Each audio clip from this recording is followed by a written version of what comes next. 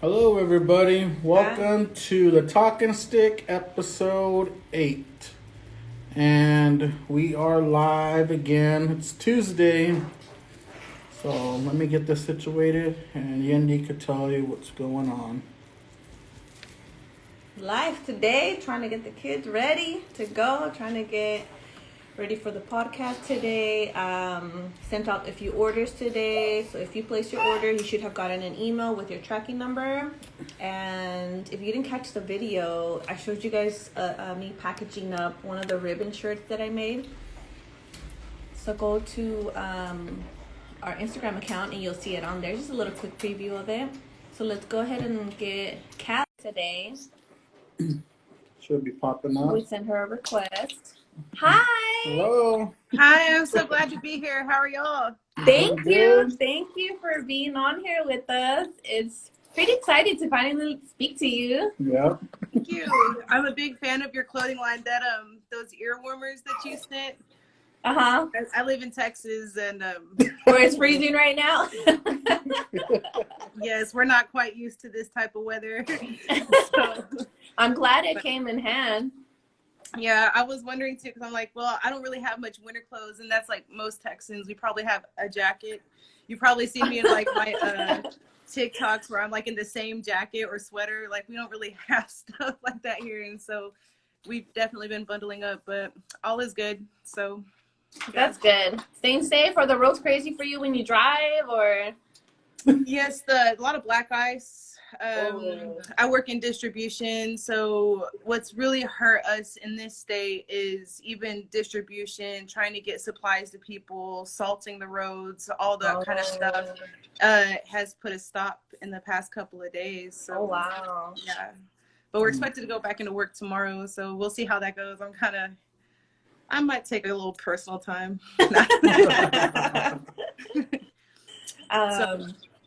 How do you pronounce your name? I don't want to say it wrong. Is it Calei?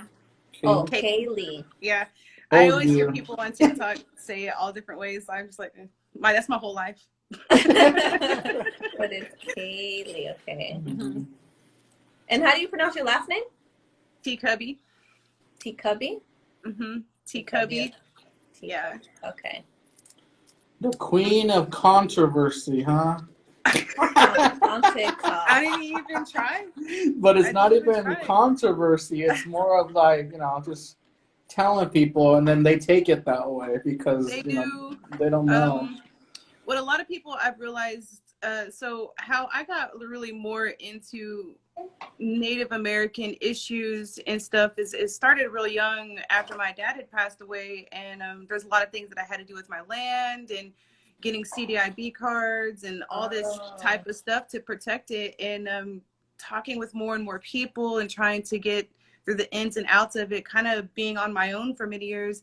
You learn real quick that this is a lot of people. This is lots of natives that are just not even on the reservation, but may have land that they inherited, through different types of treaties or different types of ways. They have to go through the ins and outs too. Otherwise, oil companies or other types of companies will come in, take advantage of that. And those people, like myself, had hardly any way of protecting ourselves because the law is not on our side. Yeah. And so when you start, I'm just an average Joe person, and when you start going to the ins and outs of how much the U.S. government and oil companies and all these other entities take advantage of the fact that people are having a hard time protecting their lands, it shows how ignorant a lot of people are, not knowing these types of native issues, how it comes to be. Everybody always, you probably see it on my TikTok, you always probably see people say, oh, you were conquered, you were this, you were that, get over it. No, this has nothing to do with conquered. This has nothing to do with what wars were fought. This has nothing to do with that. This has to do with promises and things that need to be kept. And people don't understand that. People think that this was just something in the 1800s where we're out there on our horses, just, no, it's not like that at all.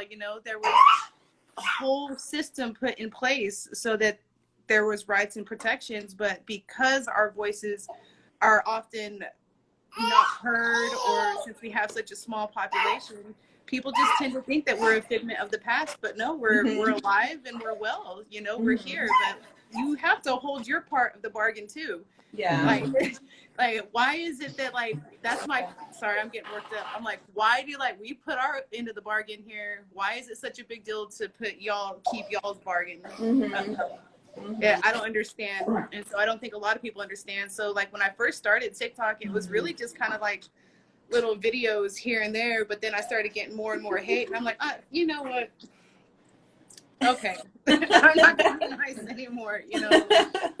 Clearly y'all have no idea what goes on with Native issues. People like to speak on Native issues and they have no idea about or personal experience with it either.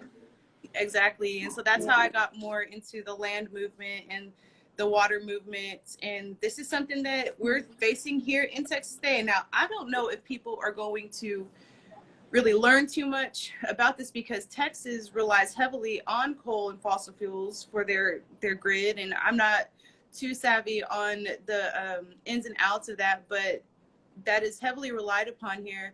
When there have been companies, I use a company that switched to green and solar and all this stuff, and I've been very fortunate to where I've had power most of the time during this time. But when it comes to other cities, unfortunately, to where they do heavily rely on not renewable energy, or they haven't tried to make a transition, or they haven't tried to do this or that, those poor people, because of those cities and their management, there are many people right now with 15-degree houses right now for the past couple of days. And so this definitely needs to be switched. And Native Americans have always been the front line people of trying to get this country awake. We need to transition. We need to do something better, you know, and we get a lot of crap for it. But then when other people are like, hey, they're onto something, you know, they're like, hey, you know, that they might be right about something, but we'll see how that goes when it pertains to that. But that's how I got on there. But I don't really take too much crap from anybody, and that's actually how I got my name on TikTok. It was just my first and last name, but a bunch of the younger ones started calling me Auntie. And oh, that's how it came about. Aw. Yeah. So okay. Switched it up. Okay, hold on. Before we go on, let's just do a quick intro, and then we can jump back in onto where we finished off. So yeah, hi everybody. Started. I was talking about it's okay. I was getting into it too. I was like, oh wait, we got to introduce ourselves. So hi everybody. Thank you for joining in on episode number 8. My name is Yendi. I'm Chicken Maya on my mom's side. I'm Mexican on my dad's side. Yeah, from Johnny Nieto from the Tule River Tribe, and Jackson knows it's showtime, and he was crying around and wanted to be on too. And today's guest, we have Calei. I'm Calei. I'm a Native American TikToker. I am of Choctaw and Chickasaw descent. Have my CDIB card, but I'm not a tribal member, and that's a whole nother thing about that. But a lot of moral reasons why for me personally, but I love my tribe and I love my people. But as far as blood quantum goes, that's something that I'm not really, that's something I would like to make a change for, but that's who I am. My dad is full-blooded Choctaw. My mom is part Choctaw, Chickasaw, and German descent, I guess. So, I mean, I'm more than what my blood quantum says, and that's something I've always I've tried to fight against. Okay, we can talk about that a little bit later. I know what you're talking about. I know. Yeah. I know too. No, I know too. But I do want to talk about what a CIB is, but we can go about that. We can talk about that later. What was it? The CDIB card? CDIB? Mm-hmm. CDIB. Oh, okay. Certificate of Indian blood, and I've mentioned it a couple of times on my TikToks too. That's basically it's the certificate of Indian blood, and basically that's where you would be recognized through your lineage by the federal government, not necessarily your tribe. So so after you get your CDIB card, then you're able to go enroll in through a tribe, and it's just another way to Native Americans to prove who they are, and it's quite sad because, like I said, doing the ins and outs after I inherited my land and protecting what my father had. The CDIB card is terrible because of all the people that had to get adopted out, didn't know they were adopted, or there's people, I had a lengthy conversation with a woman at the Bureau of Indian Affairs about how there's more of us than this country will ever know. But because of these systems that are put in place, it's a double-edged sword, and it's hard for people to prove who they are. And so that's it's another thing I've always been kind of just not a big fan of blood quantum, but I do understand the things that it does protect from people trying to take advantage of Native American things and lands and, resources. Like the benefits that they get and... Yes, but at the same time, it also does restrict a lot of people from finding out who they are, being a part of who they are.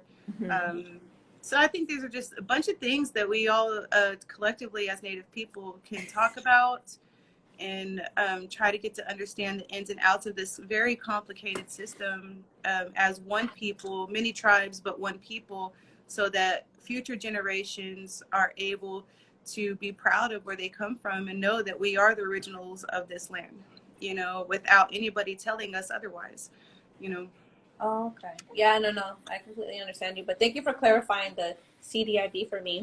Yeah, that's the federal part of it. And then, So going back for on TikTok, yeah, I think I started following you when I saw Auntie on there, or I don't remember. But how I found out about you is that one day I was just scrolling, going through TikTok, right? Probably like at 1 a.m, looking through it, and then and then I saw my headband. I saw a headband. I was like, oh wait, that looks like my headband. So then I was like, it is my headband. I was like, oh my god! And I was like kind of starstruck. I was like to see my stuff out there.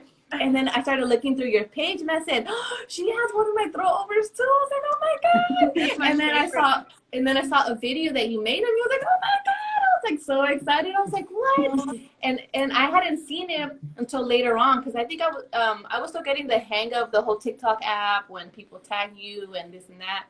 And then that's how I found out about you, and I was like, oh, that's so cool. Then I started following you, and then my best friend, she saw a second video that you made of us, and at that time I had seen it because you tagged me, but she messaged me. She didn't know that I knew of you, so she was like, oh my god, look what happened, look at this video. And then she was so excited for us, and I was like, oh, I know, it's so cool, isn't it? Yeah. And then she was so happy. She went and commented on your video too. She's like, that's my best friend. I was so happy. I got a lot of people always ask where I get the masks, even outside of work. I'm kind of like, I ain't gonna lie, I'm kind of like, this is our stuff now. But I always plug Native businesses, and y'all are my favorite. So like, there's people out here all the time. Ooh, where'd you get your mask? Like I said, I'm kind of like, get out of here. It's my connection. Buy other stuff from them too. You better support their business. Yeah. Thank you. I really appreciate that. Hey, I've been corona free, so those masks are doing something. But you also do take precaution as well yourself, of right? course. I'm glad that you're okay, because I know you're out there working, and you are risking yourself. So thank you for going out there working for all of us. We're doing our part as Americans.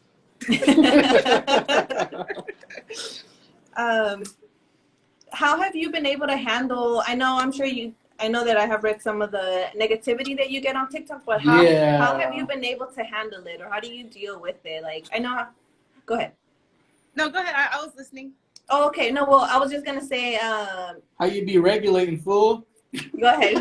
Because I've always been a firecracker. Now, this is calm, Auntie. People have gotten to see. Back in the heyday, I was like a What are you looking at?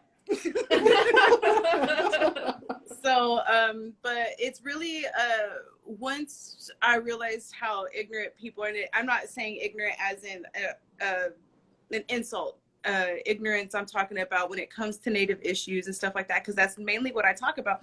When I notice that, like, if they're just being blatantly racist, but at the same time, I know they have no idea what I'm talking about, but they want to put their 2 cents in. It's actually really easy to be in that mentality of just, okay, fine. Used to, when I first started this app, it really did bother me. I'm not gonna lie.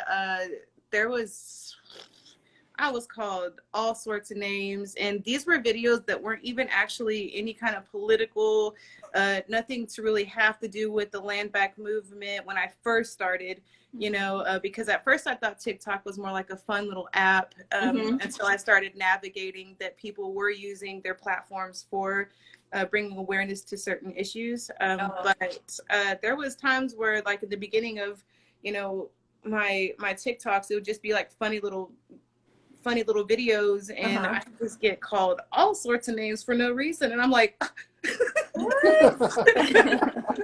why are you saying this to me? I didn't even do anything to you. And then I think the first clapback I got with that ended up going viral was some dude that told me that I need to be thankful that we'd still be living in teepees, and just went all crazy on me. And so I was like, okay, I'm not gonna be nice anymore. And so after that, it just kind of went from there. Like, if I have no my thing is the only time you'll see me really get frustrated isn't necessarily if it's directed towards me, because being biracial, I've heard it all from everybody, growing up, so it's just like, it's nothing new. But when they come after the young ones, especially when it comes to our community, the young ones or the elders is something that I have absolutely no tolerance for. And I'll be like, I'll go off on that. But for me, it's just, I've heard it all before, so it just, I guess it really doesn't really bother me. But if it's something that I can, like, if it's something that somebody's saying, like, that's blatantly, like, just ignorance, I try to use that as a way to teach people on what our issues are when it comes to talking about using their ugliness to educate, basically. Okay, yeah. I've noticed that that's like a good way to take on things too, to just like call them out on it and make them look dumb. But yeah, that one was hard for me too. Like, I don't do too well with that. Not me. Not him, Not though. me. He's the total opposite. I love trolling. Yeah. If they troll me, I can go all day. It's like their mama. There's this one creator, he's a Proud Pops of 2. I don't know if y'all have seen him on there, but he does that too. He'll just keep agging them on, and then keep coming back to his page, and he just does not care. He just keeps going at it and going at it. If you're bullshitting with the natives, man, you got to keep rolling. He does. Drag it out for days. Too. And some people get kind of like, stop giving them your platform. And Proud Pops of 2, he's over there like, oh shit, I don't care. Excuse me.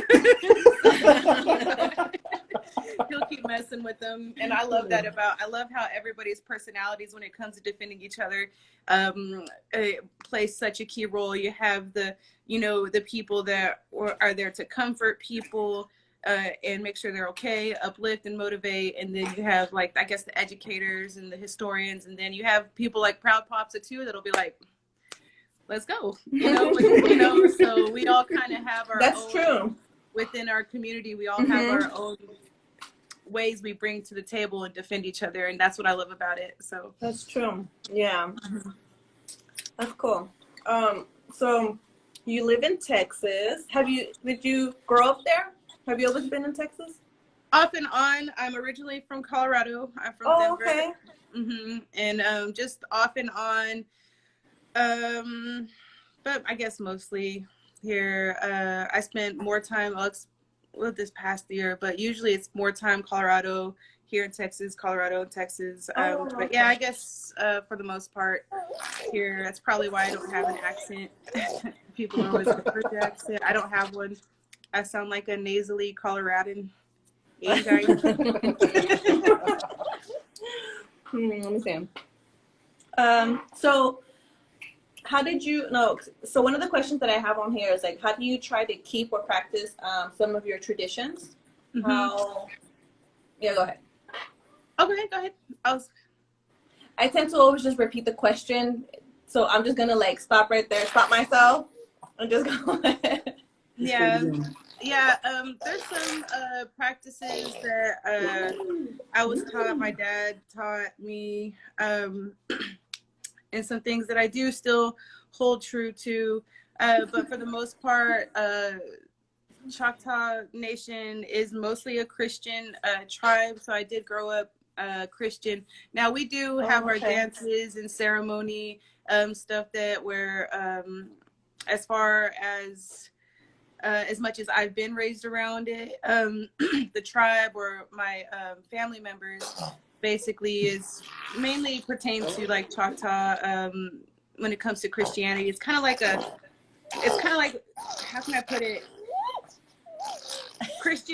Christian stuff with our languages and things like that. So like at my dad's funeral and places like that, they sang a lot of hymns in Choctaw and did a lot of ceremony like that, but they also did different types of blessings and things like that. So it's just kind of, I would say I was mainly raised Christian within people of the tribe. So when it comes to like super traditional things, I wasn't really raised too much around them, but at the same time, I do know of certain things that our people do that I don't personally practice because, you know, I was always taught to respect and learn first before you even try to engage in anything that you're not really been around your whole life. So, and that's something that I admire about my people, but at the same time, we were mostly raised Christian on that. So. But I have learned a lot from other tribes and how their traditions have kept true, and it's just beautiful to me. It's beautiful how everything, how people have managed to keep these traditions alive through whatever tribes they've been a part of, and it's amazing to have people either share them with me or educate me on them. Yeah, I know quite a bit of Choctaws. Oklahoma, especially down here in LA too. There's quite a bit that still practice their Native American church style and the pipe ceremonies and all that stuff too. It's pretty interesting. Just a different perspective on it. It's kind of like what I've been around. It's like a mixture of it a little bit, you know. So, but that's kind of cool. I do. I've seen a couple of what I like about the dances, they have a bunch of dances that have been true, like social dances and stuff like that. War dances where the women are one of the only tribes that danced with the men, and they still have all those things that go on in ceremonies. And I think it's a beautiful thing to have been kept alive even after converting either mostly to Christianity. There's some things that it's just kind of mixed in with each other. But even like our regalia is fashioned after like the French hunting style and the prairie dresses. So definitely. So, I've like, wondered about that too. I said like, you know, was it mixed in? Okay, that's because they were so like kind when the French came around, basically like they all kind of were cool at first, you know. Actually, that's like the beginning of all of our stories. We're cool at first. But basically, they found that the hunting shirts and the dresses, you know, were something that they liked, but they kind of made it their own little thing. They have their ribbons and stuff on it for the men, and the women more like a prairie style dress with our little aprons and everything. So so it's a little bit different compared to like what you would probably see on TikTok with other people in their regalia. I have yet to see somebody in Choctaw regalia. I personally don't have regalia because I want to learn how to make it myself, and that's a tradition that they do. We still do. If you can make it yourself, that's cool, you know. But but that's always the best way, I feel, because you know you're putting your medicine in there, you're putting your time in. You're gonna wear that proudly. Exactly. So that's something I'm working on. If I Oh, can that's good. get rid of this COVID weight, I'd be happy. To not have to keep making alterations. Let me know if you have any questions on sewing. I'll be happy to help you Everything. out or tell you what to do, what you need. Awesome. Yeah. I definitely would. Definitely. For sure. But yeah, it's just like Choctaw. We're just a little cool little tribe, I guess. Just chilling. Freezing right now?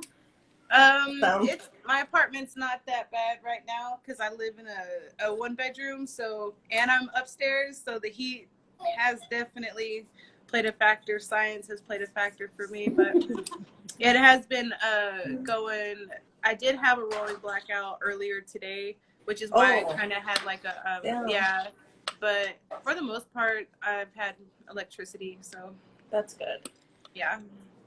I didn't even think about that to ask you. I was like, hey, can you do it? Can you get on here because of the electricity? I'm sorry. I didn't even think about that. Hurry up, slide through the ice.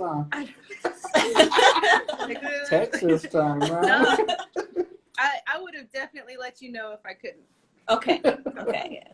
Yeah. Oh, that's awesome. But let me see. Has there been any people asking? Oh, people are just joining.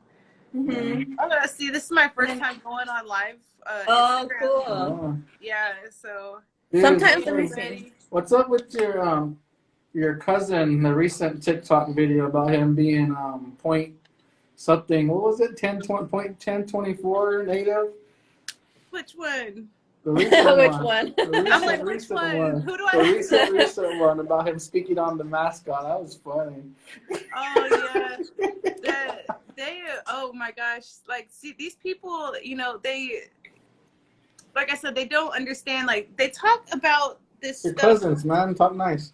They talk about this stuff like it's part of cancel culture, like the mascots and things like that. And us natives are like that, like sound off of TikTok. Do you see me? I see you. We've been doing this for a long time. It's not anything new and old.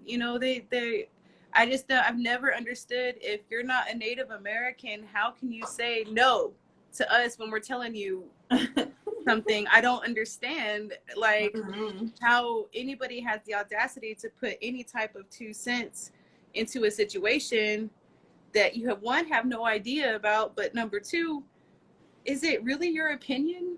Like, is it really yours to have? Like, and so that's just the audacity. Like, that's one thing TikTok has brought to the table, is like, I thought I have heard some things in my life, growing up being the only Native American ever anywhere I go. And no, the TikTok has shown people like how other people are and how we all have faced these types of, situations. And it's just kind of like, geez, come on, people need to take a break, like, y'all need to take a chill pill and read something first before coming at us. And you find out real quick. Like, I think the more and more people that are non-Native that are starting to learn more about our issues are sitting here like, wow, this is crazy that people are treated like this to this day. It's crazy. Like, and us natives are sitting here like, just a regular day. Just a regular day, man. What else is new, huh? We're like, okay, can we get our rights back, please? But yeah, it's good though that we have those people that speak on this stuff. It's called like the grassroots, right? Talking about this, making videos, and sitting at the tribal leaders table before. They actually talk about this. The grassroots people that are actually educating, and they're talking to the leaders of the states too regarding Indian education. This is what we need. And then while they're talking about that, the person who's in charge of Indian education at that level don't even know what they're talking about. So it's just like, what the? Yeah, it's kind of like... Because they weren't taught or raised about it, yeah. So I'm talking to the main person that's supposed to be, helping out, and they don't have a clue or step foot on an Indian reservation at all. That's the other part, like really seeing the perspective of not just one, but a couple throughout the states, right? Every tribe's different rights or different protocols or different laws too. Mm-hmm. And they don't even know what the hell we're talking about. Exactly. And when it gets brought up, a lot of people tend to think that like the issues that we bring like through the grassroots movement, you know, y'all are crying, y'all are whining, y'all are this and that. But then, like I said earlier, when it comes to like power grids going out or clean water, oh, well, they were onto something, I think. Yeah. You know, like it kind of is like, it finally clicks on with them that this isn't, we're not over here like that freaking Texas commercial with the crying Indian. Hey, you know, you leave just Cody threw alone. some trash You on the leave Cody ground. alone. Leave Cody alone, man. No, we're out. We're out here. You leave Iron Eyes alone, man. I know. And what I tell people all the time is, for the most part, when it comes to us natives, and this is something that I was taught by my dad, is we are protectors of this land, and that's what people aren't trying to that don't comprehend when we start talking about these issues. We are protectors of this land. So when we have an issue, take a look at what's going on line 3. They broke ground under the Mississippi already. I had to make a video to remind people how much water is being supplied through the Mississippi. Is it just Native Americans? No. It's going to be over 18 million Americans if that pipe leaks, and it's going under over 200 bodies of water. That's not just going to affect that one tribe. And so I think when people start to finally understand that when we fight for environmental rights, when we're fighting for certain things, or even just land rights and treaties and sovereignty, it's not necessarily just about us. You know, this is a whole land thing that we have tied into ourselves, where we protect this land, period. This isn't about me or you. This isn't about, you know, trying to kick all the Europeans out. I don't know where they get that notion. You know, we're not trying to kick y'all out. We're trying to have y'all respect this land so that everybody can prosper. Respect your neighbor. Yeah. I know. Where's that from? They do though. From the commandments, fool. Oh my god. They think that we are out here trying to, you know, like just round up some European people and knock them all out. Get out. No, that's not what we're trying to do. And one thing is that they've, you know, I think a lot of people are starting to turn around to is the environmental rights when it came to Keystone, when it comes to DAPL and places like that. Now, mind you, there's other things that the Biden administration is starting to do when it comes to oil, which, you know, we're going to be on top of that. But, you know, they are, I think a lot of people are starting to understand that we are not just fighting for ourselves. Like, this is a whole bigger picture. Now, when it comes to what happens on our sovereign lands, education, the healthcare, things like that, these are all things that have pertained into our treaty rights. And that's another thing people do not understand. These are treaty rights. These are promises. Why is it so hard for you to not honor your promise? And why do you're going to complain about the government, but then as soon as we bring up treaty rights, you're like, you get onto us. Like, if we want to be an honorable country, it has to start here. You can't go on to all these other countries and promote democracy and freedom like we always do. You know, like that's a saying in a bunch of the military things is we're promoting freedom and democracy around the world. No, we got to start here. And we got to start with the promises that were made with the First Nations people. And these are promises that you're not going to like, but too bad, how sad. We signed it, y'all signed it, and this is what has to happen when it comes to our sovereignty. And so people, just keep pushing that education. Yes, I'm going to get hate for it, but keep pushing it so that when it does get to the people where it matters, the tribe and council or the band office, even though they might not know what we're talking about, maybe one day they will. Maybe one day they're over there scrolling through TikTok like, oh shit. Yeah. Maybe they'll learn what a thing. they're talking about. I didn't even see this. Did my Mercedes get washed this week? Oh my god. But yeah, so that's kind of like the evolution of me, I guess, and what I try to bring to the table for all of us. Yeah. And I think we all are doing a really good job of just sticking together and showing each other that, like I said, we're many tribes, but we're one people. Mm-hmm. And it's awesome. Yeah, that's cool to see. That's cool to see on there, and then how people share their cultures too, and just educate one another as well. And like you said, I hope it does reach a lot of people out there, and they're more open-minded to it all, because that's all that ultimately we want. Mm-hmm. Boo. Her face. Hi. Hi. I like your dimples. Se llama Calei. Yeah. We tried going to the park earlier to skate and stuff. Then she started crying. The other one started crying. We were like, come on, let's go. We gotta go. Kids. Yeah, it's life. I just have a dog and he likes to crap everywhere. I don't know. What? Aw. What is it?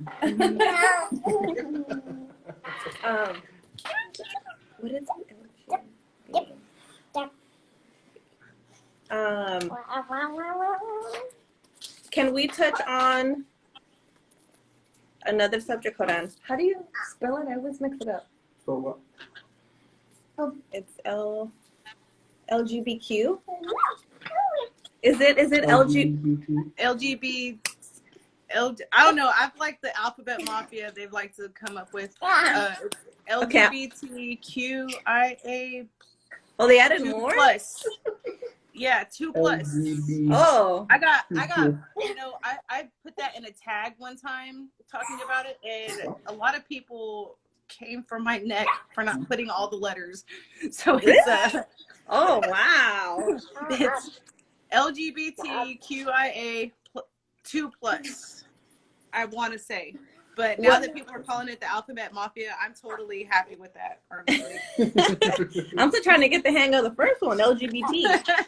That's the one I can't. No, it's LGBTQ. I'm sure people are gonna start coming for me now too, because I can't even Do it, please. Go after her. No, I'm gonna start it. crying. Do it. Go after her. Please, somebody. They came for me like Somebody have my back. I'm like, what? I'm one of the OGs. Are you kidding me? I'm 35 years old. I've been out of the closet way longer than you've been alive. Tell me. You're gonna tell me.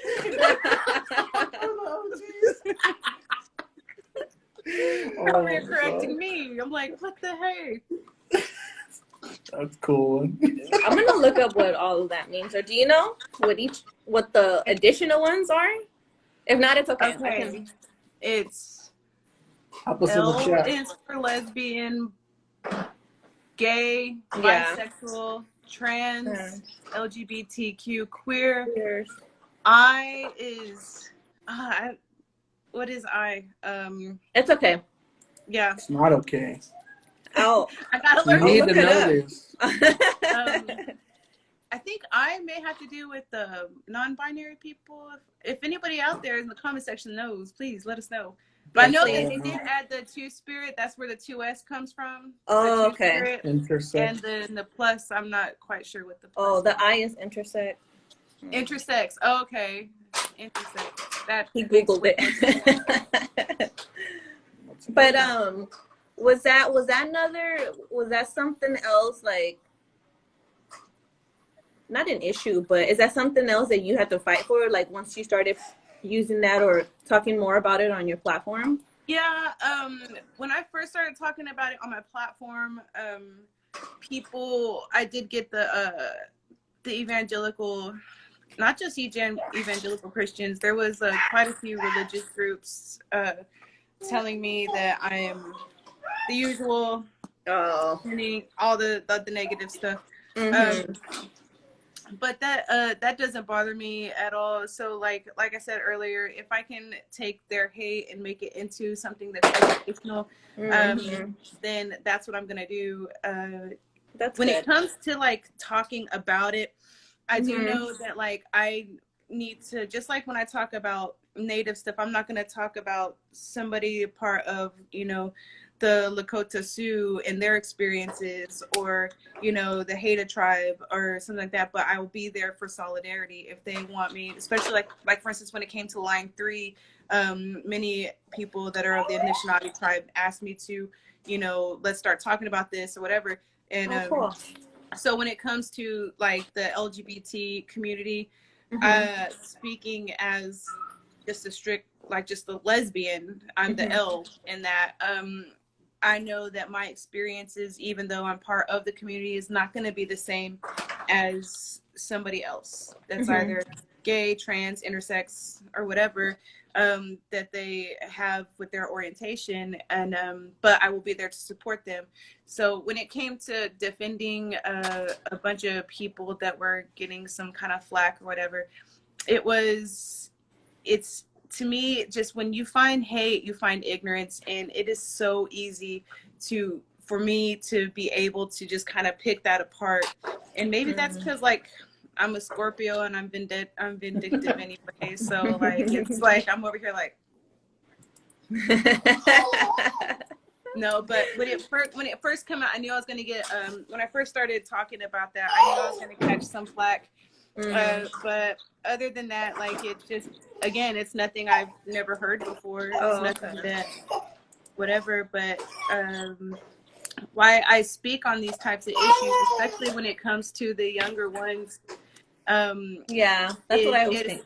Yeah, especially in our community, you know, self-harm and things like that are very high when it comes to the youth in our community. And there are many you know, teenagers and young ones that are still trying to find their way and don't know.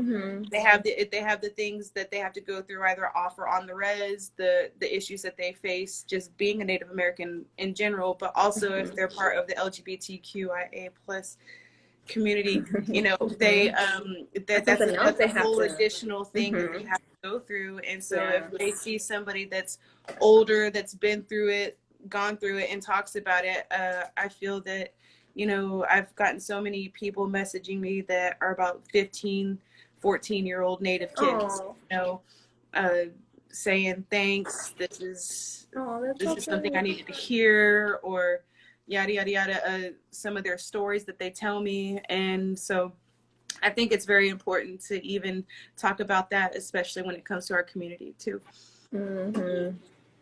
Yeah, I can see how that can benefit everybody out there. I know that's something that a lot of people don't like to talk about, or one, the person not wanting to come out and speak on it because of all the hate that they're gonna get. Two, some people don't accept it or don't want to hear it from that person. Like, let's say like somebody is straight, doesn't want to hear somebody telling them that they're gay or they're lesbian or they're transitioning. And I've experienced that, not myself, but I see how certain people, like I just see it. I see the clashness of it. And I know it just takes some time for the other person to accept and see it, like, this is happening. People live like, you know, these are people. You can't judge them, anybody out there, for the way they're living their life. Like, that's them in there. And I know some people say like, oh, that's not them. They weren't born like that, or they decided to do this and do that. I mean, there's a lot of controversies on that too. And so it's like a whole other conversation on that. Yeah. And I think that that embeds with that. And I've talked to a few elders from different tribes when it comes to that. And we've touched on this on Native TikTok, that there's tribes where being two-spirit, you know, is something that was part of our cultures before before colonization.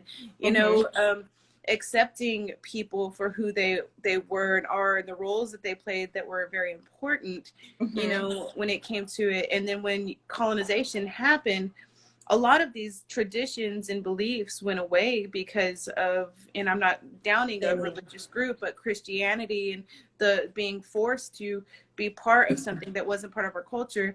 Now, what always used to trip me out about America, or like the country, the United States, is we're always talking about we're a melting pot, we're this, we're that. Well, with that being said, if you're going to brag about America being a melting pot, you have to understand that there's other cultures that are not going to be the same or have the same beliefs as you. So, and that also pertains to the LGBT community. You know, you have people from India that have their thing that they believe in, people from different types of Africa or Europe or, you know, wherever parts of the world. You know, you cannot, if you're going to brag about this place being a melting pot, you cannot put everybody in the same category when it comes to especially sexual orientation and belief. It's not even a belief, it's who that person is. And it's part that you might not accept it, but part of their culture and part of their people, it's totally fine. And that's something that we all have to respect out of each other, is knowing if we're going to brag about everybody coming from all over the place here, then you better step up to the plate and respect everybody that comes from all over here. Not everybody's going to be in that little bubble. And I think this country has a really big problem with that, especially when it comes to making laws, or, you know, you get your little communities going on, and it doesn't even have to pertain to LGBT. You know, you have, like, let's just say perfect example is the little place I live now, the little place that I grew up in, Texas. But it's the cutest little town ever, and there's really no hatred or bigotry or anything like that. But like just right outside that little town, if let's just say a bunch of Muslim people after 9/11 came and moved in over there, they're not gonna like that. You know what I'm saying? And that's because they're ignorant when it comes to people's beliefs. They're ignorant when it comes to other people's cultures, and they're trying to put everybody in the category. And you hear this all the time when it comes to, oh, they're taking prayer out of school, or they're doing this and they're doing that. No, it's not about that. It's about other people don't have these same belief systems that you do. And you may not have to agree with it, but you do have to respect that these people are coming here, you know, with different ideas and different cultures. And it can be a very beautiful thing if you opened your mind, you know, to it. And that goes with the LGBT community. You know, it's not people, you know, when I first came out, people really were pointed us as you know, we were just gross, we were this, we were that, you know. People, you know, you came out as someone that was gay. It wasn't all like it wasn't the welcome that celebrities get. You know, it was just kind of like, she just hasn't found the right one. You know, she's this or that, you know. Where's her dad? You know, there's always some excuses for something that's outside of what would be normal behavior, but really it is normal. It's just not your normal. But what's normal? I know, but that's one thing I try to, especially when it comes to the youth, is definitely like, if somebody's getting bullied or something, yeah, we'll take care of that. Any little things too. Yeah. With the LGBTQI, the alphabet mafia, that cracks me up. I ain't gonna lie. Oh man. Yeah, I was watching your TikTok videos yesterday, trying to catch up on everything. But man, you attacking these religious nut people.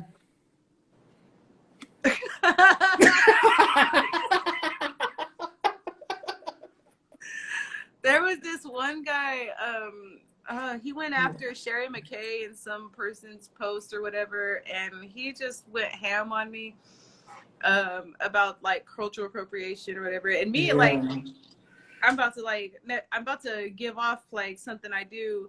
I'll if I respond to somebody like in the comment section, I'll like say like a couple of words, and I just let them keep talking until I can, you know, like I'll just let them keep going, keep talking. Let me pick a point, something. Well, they're going after her. And so this guy was talking about, well, it's cultural appropriation. It's not that deep. And I was like, finally. And I was like, I'm sure you hear that a lot. Yeah, he got it. And he got mad to the point where he's like, well, that's not very body positive of you. And I was like, what? Oh, your feet-fees hurt now? Yeah. Follow the rules. Follow the rules now. Don't mess with me. That's that crap right there where, I always tell my friends to read my comment in the comment section, and then I'm waiting for the person's reply that I'm trolling back. And they're sitting next to me, and they're just like, I'm only waiting for one reply. Like all these other ones are chatting. Like, I'm only waiting for one reply. Little do they know, I'm over here on my phone, like, say it. Yeah, say it's funny. Yeah, but I don't respond to private accounts with only 8 followers or whatever, because those are just dud accounts. Yeah. Those are just hide accounts. There's times where I have. Just because what they say gives me an opportunity to like I said, educate, to say something. Mm-hmm. So if it is like a little private account or a little, 8 follower account, I just let that go. But if they do say something to where I'm like, I can say something that'll help, that'll benefit. So yeah, I just tell them boost me. I don't care. Yeah. I've told them that too before. They're over there arguing with me. I'm like, you're just messing. I was like, I don't even care what you have to say. Thanks for boosting me. Thanks for the engagement. Yeah. You're putting numbers on the books for me. Oh, didn't you get shadow banned or something? You said you were gone for a little bit. I stay shadow banned. I've been in TikTok jails. Like there was, I got shadow banned because I got mass reported on some Trump video. It was a long time ago, and I got mass reported. The Trumpers came after me pretty hard, and so then I ended up getting my lives were banned, but I think I got them back. I haven't been on live yet. And then I was like, and in my lives, it's just like this. We're just having a conversation in my lives, and there's no foul language. I'm not booty dancing, nothing like that. We're just sitting there talking. Usually my lives consist of talking about 90s nostalgia. We end up talking about hey, did you ever watch Rocco's Water Life? And everybody in there is all like, yeah, I used to do this. But yeah, I got banned, and then you gotta talk 80s with 80s with her. You gotta talk 80s? No. Aquanet. I was born 89. I'm still considered. I would be considered 90s though. I just talk crap because she's older than me. Not even. I'm 85. I'm still older than y'all. It's okay. But don't listen to him. Don't listen to the baby over here. How's the Denny's elders play? Yeah. Huh? How's the kids' meal at Denny's, huh? The chicken nuggets are great.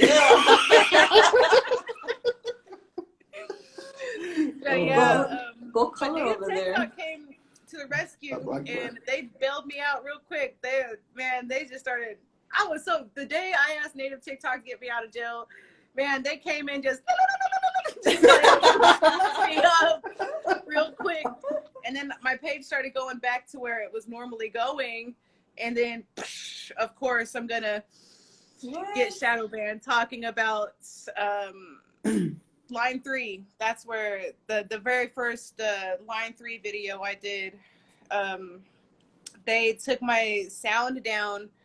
They took the video down. It was going viral, and it was the ones who signed the petition, and then they took it down, and then I won the appeal, but then they took the sound off. So that video doesn't even get any traction anymore. And it was starting to just go way up there. But then I started getting all these people that work on pipelines and stuff like that. I'm out of the job. Yeah. I'm like, that's our land. Get up. Yeah. Your job is violating treaty rights. They don't, and that's one thing if you put it like that. Your job is violating treaty rights. But my job was temporary. Yeah. Sorry. And so they're just they didn't like that, and so now I'm back in TikTok jail. But that's okay. I'm climbing back out there. I'm a scrapper. I'll fight back. You're just taking a break. Yeah. Fueling up. Yeah. That's crazy. Yeah, and that's how it goes. You get, and I think the way it works is if you get mass reported, your videos will go less and less on the For You page, pretty much. Oh. So I don't know. I still haven't really quite figured out the algorithm, but it is. Give me 1 second. Dude's gonna go out real quick. Okay, yeah, that's fine. Take it over. You. Me? Mm-hmm. Me? Mm-hmm. All right. That's it. Good night, everybody. No. No. Been a great show. I'm back. Y'all never been Shadowbee fan for? Step up your game. That's what I told one of my tribal council members when they got elected, and they asked like my thing. I said if you're not getting in trouble, you're not doing your job. Like people are rioting against you or whatever, like trying to stop stuff or the bad stuff, trying to stop that stuff and stuff going on. It's just like if you're not in trouble, people don't like you. You're not doing your job. That's what you got to do. It's for the greater good of the population, not just the certain families. So, get shadow banned, everybody. I encourage it.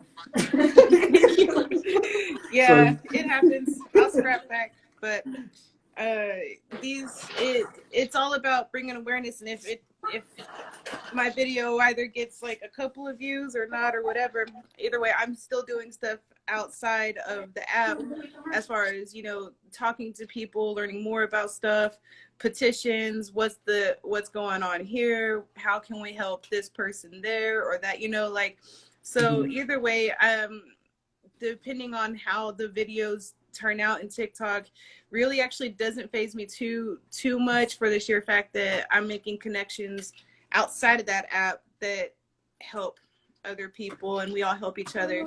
So it's still playing a good part. I think it's just like the younger generation that take this like the apps and everything just like so serious and kind of like for granted too.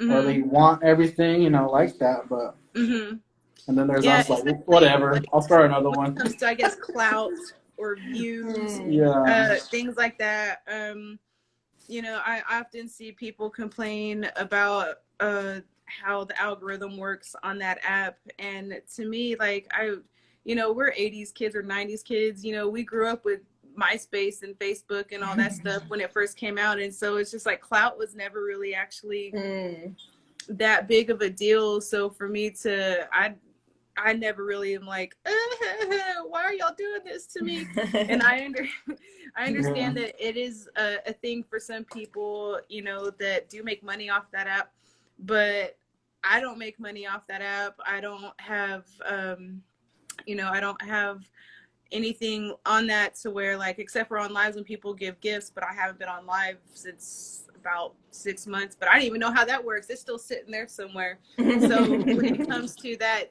those types of issues for me that's nothing. As long as I can make these connections with different people and work together for the greater good, like you were saying, that's what that app is allowing me to do. Whether I go viral one time or whether I don't, I'm still behind the scenes making connections with different people and trying to further on what we need to do as a united people to help that tribe's that's going through this, or this tribe that's going through that, so that's awesome. It still works out. Thanks. Stuck said you're amazing people. Oh, thank you. No, we're all right. Y'all all right? I remember the app called iFunny. The app iFunny just has a whole bunch of memes on it. I told my nephews, like, I'm only gonna be on this app so I get featured, and that's it. And then got a feature later on. I'm done with it. Life's over now. Life's over. I don't care anymore. Everything else is just downhill now. Man, what's gonna crack me up is, like, our generation was MySpace and Facebook. So really, we just posted a bunch of pictures, or we just shared our music. Really. What's gonna crack me up is the day when TikTok becomes a MySpace or a Facebook. You're gonna see these like 35-year-old TikTokers. Come on, I'm still relevant. I'm still around. You're gonna see them just doing their little dances and stuff. I'm like, nope. Should have just stuck with the basics. Now you got stuck. I tried making one of those videos one time. One of those trends, like dances. They're easy. No, they're not. No, me and my friends were trying to do it. My friend wanted to do it. I'm like, yeah, let's do it. That's because do they it like ain't this. performers. Oh my God, no. In my mind, it was so easy. Once we started doing it, couldn't get it. No, but even like by the 5th take, we did all right. But and then they're kind of hard. They are. To me, Some they of look them like cheerleader moves. And I wasn't a cheerleader. I was a band nerd. So like whenever I see them doing like this type of dance moves, the trick I'm is like, to do that stuff slow and then put it 2 speed, and you're good. That's cheating. Ooh, That's cheating. Yeah, that's the trick, buds. No. But it does. It reminds me of like you got a bunch of people like dancing like "Bring It On" out there. Like, Yeah. it's what it looks like. So I'm like, wait, man, we were doing like, the. There she goes. There she goes. Corals. There she goes. Toros. Have you seen those? Have you seen those new videos of how like we used to think those moves were so cool, and they're making and they're doing them now? We're like, oh! I know. What's also cracking me up is these songs that they're using that is like 90s songs, and they're like, man, this is the jam, and you're just sitting here like, that's Cult 45. What? That's not even how it goes. Yeah. I seen that too. What are you talking about? Like, they're like, man, this is what do they call it? This is fire. And I'm listening to it. I'm like, what the heck? That was Whitney Houston. Why'd you put dubstep with her? The remix, right? The remix? I guess so. But they're thinking it's like, there was this one creator I saw on TikTok where it was, she got a bunch of crap for it, though. Rightfully so, that Ashanti song, Foolish. She tried to make it her own on there, and she was like, "My days are called without you." I was like, "You're not even seeing it right." Like, what the heck? But all the millennials that grew up with that song were like, "Hell no, you're not taking our shit." Nope. That's so funny. Yeah, TikTok is a whole different thing, but it's just like any other platform, right? Mm-hmm. I think so. Like on Insta, I'm not really on Insta too much, just because if anybody that follows me sees this on live, looking at a bunch of pictures of like crafts and stuff is cool. But at the same time, like when they're your friend and you've done seen that craft like 8 times already, and you're like, damn, you don't like looking at my cat videos? No, I'm talking about like I see people in like my everyday, thing. Like for instance, my sister, perfect example, has pictures of all her kids and stuff like that all over. Yeah, you're hating on the kids now? No, but she'll have these crafts that she'll put it on there, but she'll keep tagging. She'll tag all of us in these crafts that I was already part of. Block her then. I'm already a part of this. But actually, I don't really spend too much time on Instagram because I don't really like take too many pictures either. And I know that that's something that people, try to, 1, promote their businesses like y'all do, or 2, crafts. No, I'm just kidding. But, or, just like, I do know that a lot of people have like mostly their friends and family on like platforms like Instagram. So there's kind of like a family album type of thing. And I just don't take enough pictures to plop something on there on the daily. Sometimes I'll put something on there every now and then. But your dog, put your dog up. My dog, yeah. I'm the dog lady nobody wants to see. I know y'all see that on Instagram. People's pets. Look, he's so cute. He's licking his paws. That's what dogs do. Drool. But I'm over here like my dog's cute doing it.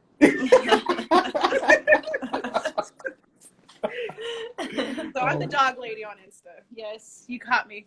I just said that. But you're right. Oh my God, it's funny. Okay, it looks like we've pretty much asked you all the questions. We've touched up on some pretty good subjects. You got questions for us now? Did you want to share anything? So how did you guys start your business? Like, did you guys, how well did TikTok do when it comes to your business and promoting it? Or have you seen much of a difference before you were doing TikToks? Not. Instagram's kind of our main channel because I do all the analytics and everything. Instagram's our main channel, and then Facebook too. But TikTok hasn't really been, too crazy because of where it's coming from. Mm-hmm. Meaning, like, is it coming from the website? Is it coming from Instagram? Is it coming from our link tree? What I see with purchases. So it's mainly Instagram that does the hit, and then plus I capture the emails too. Because Instagram has more of a fashion look to it, right? That's why. Yeah. And then TikTok is made for those videos that she creates for handcrafting and the fashion type. And then Facebook is for the older demographic that comes in that wants mainly the powwow circle too, because they're on Facebook and in the groups and all that. So it kind of interjects there with the pages, meaning the buy and sales, the powwow buy and sales and all that. But Instagram is kind of our main thing. Nice. And so when it came to starting your business, what type of steps did you, because there's something I'm looking to when it comes to merch, but I don't want to go through another party. So this is something that's in the future that I've been thinking about, and I've talked about it on my live every now and then, is having merch. But getting started, I do know where to kind of start off when it comes to my product, but just learning the ins and outs of advertising and getting your name out there, you know.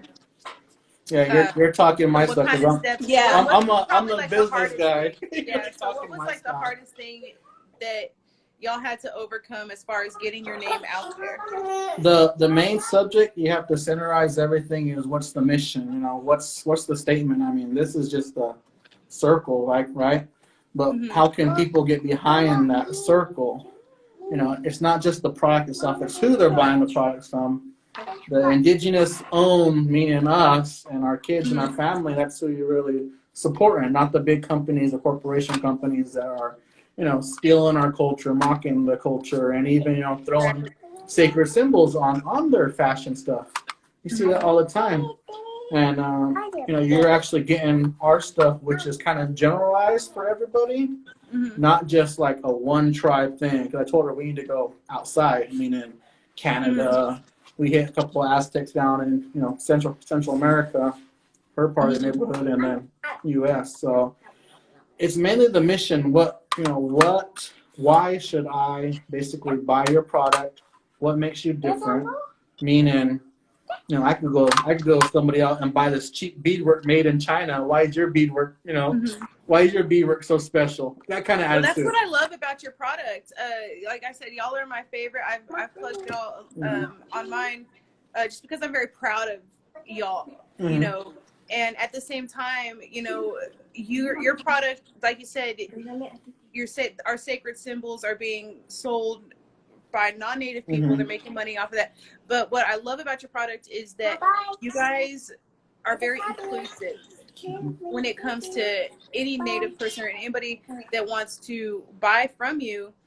It's not going to disrespect one tribe or another, or it's not going to do anything. It's not going to be disrespectful to wear, but at the same time, you feel respected wearing it because like that red shawl, like I love it. I love that throw. It's like my favorite piece because it makes you feel powerful. It makes you do stand out as an indigenous person, but at the same time, supporting indigenous business and knowing that it came from an indigenous business, indigenous handcrafted business, makes it way more better than anything anybody could buy right off the bat. But at the same time, anybody from any tribe can wear your product. And that's what I like about y'all's product, is anybody from any tribe could wear your product just by how smart y'all were or y'all are concerning your designs, and things like that. And I just love the inclusivity of your product. It's just, it speaks to pretty much every one of us. And I love it. No, thank you. One of the things that I can say that can be hard sometimes is just knowing how much of something you want to get and how good is it going to sell. How good are people going to like it? That's one of the things that I always struggle with. I either overbuy or underbuy on certain things, and then just trying to find where, like, your supplier, like, where you're going to get your items from. That's something that you have to look for, too. And sometimes it can take a little while, but you'll find it. You just got to put in the time and the research. But I'm very proud of you. I'm very proud of the message you bring. When I came across y'all, I just overwhelmed with pride, and I wish many successes from you. Thank you. Yeah, one other thing too that, because there's a lot of drop shipping stuff that copy and everything and try to steal other people's artwork or stuff. Or you can also talk about the Indian Arts and Crafts of 1990 Act. That's, you can't misrepresent Native American culture for sale. That's another thing we mention all the time. Like, hey, you're actually buying from us. Like, you actually see the symbol, but you actually see the faces behind the symbol. That's what stuff you don't see. Who's running the company? Yeah, who's running the company and who's actually, making everything. Yeah. Other sites you don't see that. I got into it. Speaking of that, the law. This one dude came at me and was like, you get these people that talk about cultural appropriation and how anybody can use anybody's culture for sale if they feel like they want to do this, do that. And I commented on him. I was like, no, you can't do that. You cannot do that. I was like, at least for Native American people, we have laws in place to protect us from these cultural appropriation. Like, we actually, there's actually laws on the books, and he just didn't believe me, didn't want to.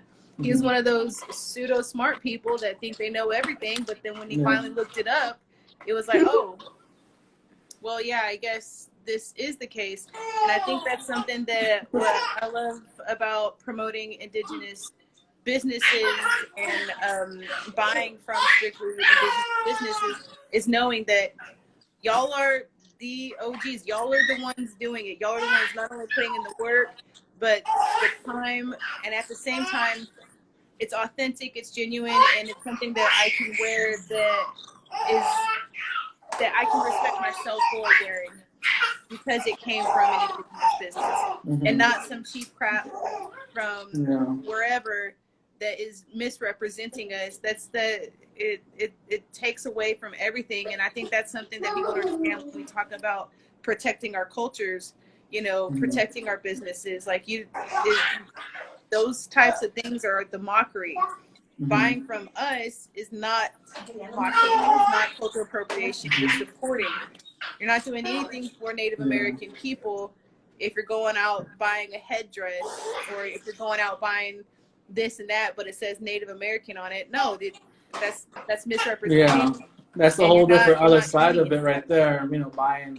Buying the eagle feathers, buying those sacred baskets, buying all those other artifacts that are on eBay. They are Native American heritage. Step up your game. But it's crazy that commission needs to get in there, and it's hard to do it because these are just regular average Joes that are just selling the stuff on eBay. I mean, we have plenty of baskets.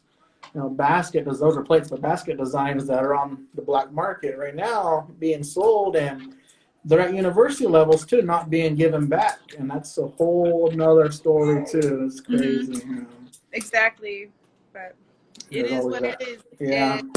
But that's why we keep pushing, we keep fighting. We're not going to continue to allow people to come misrepresent us, including our own ancestors too, with bones there. Yeah. That's one thing. My cousin and I were joking when it came to like our land and what we need to do for it. And this one oil company came after us one time, and they were pressuring us pretty big, to sign off. And my cousin goes, "I'm not going to see ancestors after this." And we were like, if I sign off on this, I don't want to see them. Oh, God. So I'm like, yeah, you're right. But what kind of I'm gonna watch this word. What kind of tactics do they try to use on you to like pressure you? Has to be like the law level, right? Yeah. Law. So Yeah. on some of the tactics will just be like they'll come and seek you out, and excuse me. They'll come and seek you out if you don't sign on the lease. If it's a small oil company, they're going to leave you alone. That's that. More recently, though, me and my cousin have encountered it's not one of the big Fortune 500 companies or anything like that, but it's a very well-known company out in Oklahoma. And they've got some pretty powerful friends. And so We got a happy baby over there. this tactic I've never seen before.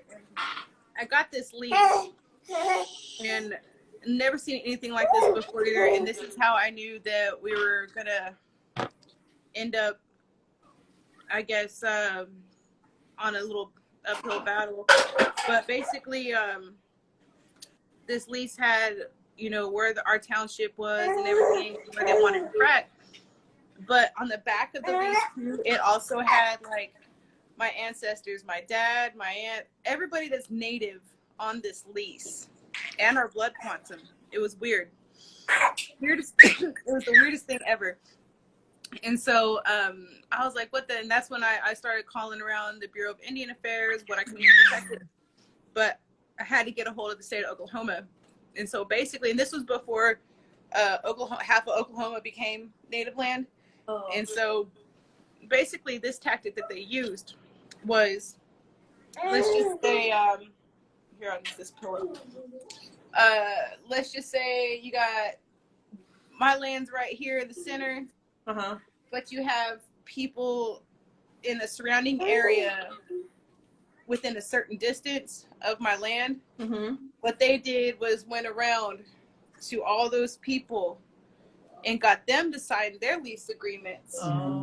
And so then they took me to corporate law. I forgot what the actual legal term was on it, but what it's basically they signed off on it, but you didn't, so we're gonna frack. So what they did was they overruled us. We never signed our lease, but any royalties and stuff that they will get or they'll make off of that oil and gas or whatever they're looking for out there or getting, me and my cousin's money or royalties, like even though we didn't sign off on it, it's going to go into I can't remember what kind of account it's called. It's called it's a specific account where the state takes over your royalties, and until you sign off on that lease agreement, you ain't getting a dime. So basically, like, me and my cousin have an oil company on our land, but we're not making any money off of it because they went to other surrounding people that signed off.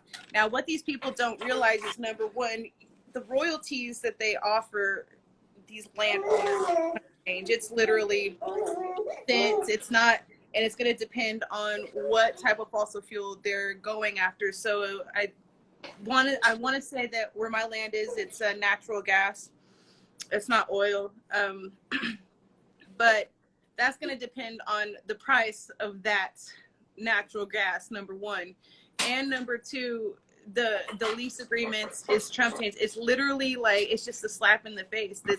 These people are going to end up making a crap load of money off of your land, mess your land up, make it either inhabitable or just trash it. They're not going to clean up after themselves, and you're not going to get a dime for it. So at this point, I can keep continuing to protect my land and try to just go through the court systems and go through the moral high ground of not signing off on my lease, not make any money off of it, because that would continue what they keep doing to us, regardless if I'm making money or not. Now they that's one of the worst tactics that's been used against me and my cousin. But it's something that we're actually sorry, I don't know why my throat's all dry. Anyway, I drank enough water. Anyway, but let's trust the counts, yeah. man. I'm stacking up. But yeah, that is like that's one of the biggest. That's one of the weirdest tactics I've seen is they get other people to sign off, and then you can't do nothing about it. They'll take you to corporate law, and then the judge will sign off with them and proceed to the root with it. So, and a lot of these oil companies, what they do is specifically, like we were talking earlier, they do specifically target native landowners or people that have these lands inherited to them. From what I understand and what I've talked to a bunch of people is many native people don't even know they have these lands that have been inherited to them through either, their tribe or their allotments or whatever. And so that's how a lot of these oil companies also, when it comes on a smaller scale, not necessarily like me, not necessarily like a pipeline or something, but they'll target these people and a lot of these oil companies have people that actually specialize in tribal law. They have people that specialize in finding out who the heck you are, what's your bloodline, and they'll absolutely love it if you have no idea whatsoever that you had this land. That's their favorite, because it's just like what they'll do is they'll seek you out, you sign off on the lease, and that's that, and you just get chump change for it. But if you don't, then they'll take you to court. Because you own the land, you don't own anything under it, right? They'll take you to court straight up. Yep. And then that's where you gotta either try to fight your way through it, or if the judge has already made his decision or whatever, So since I live in Texas and this was happening in Oklahoma a few years ago, there really wasn't much I could do in the amount of time that they started their project. And that's another thing. They'll do these things where it's like they'll let you know at the very last minute. And then at this point, like, what can I do? Do I lawyer up? Oh, judge just made his decision. What? You know what I'm saying? So they do a lot of those type of tactics too, where you're just like you're stuck in a rock and a hard place. For sure. Wow. Well, thank you for sharing that with us. I was curious of how it works out. That's crazy. Sorry you had to go through that. And I think it's a blessing though, because for me personally, since I wasn't raised a lot around my tribe, and I'm not necessarily a reconnecting native, but I'm still learning about stuff. So when it comes to this type of issue, this is something that does help me understand the plight of our people, and it helps me on a personal level connect and understand, hey, this is not just me, this is many of us that go through this. These are many tribes that go through these types of things. And it helps me understand, being a city native, it helps me understand more what other people go through, if not worse. And so. Okay, I like that. And go off their case studies too, man. Yep. Crazy. Most definitely. All right. Well, let me know if you have any other. All right. Okay. All right.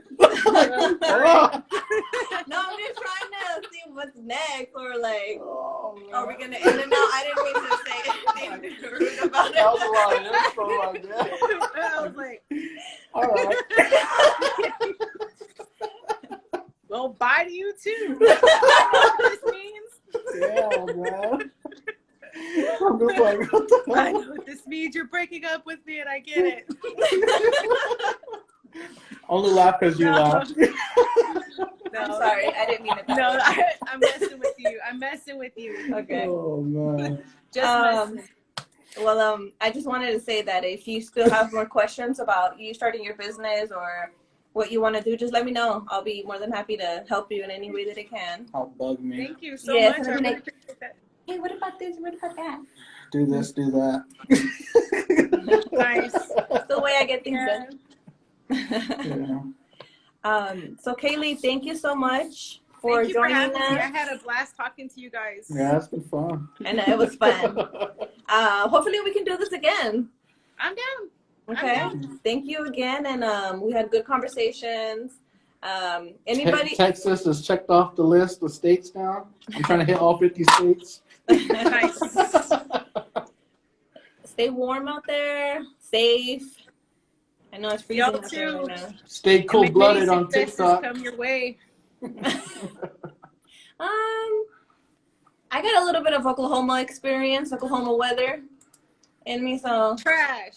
Really? I mean, it kind of was, but that's how I learned how to drive in the snow. I'm like, oh, let me go to work, and then a full-on storm is going right by me, and I like stop in the middle of the street, and I'm like, wait, somebody's gonna hit me, or where's the light at? I can't see it. I still went to work, but I was like, and a tornado came around the corner. That's Oklahoma. Like, it's like one spectrum to another. Oklahoma. So, but yeah, I understand. Yeah, they're making us try to come in tomorrow, but we'll see how that goes. Like I said, personal time. Enjoy it. Yes, ma'am.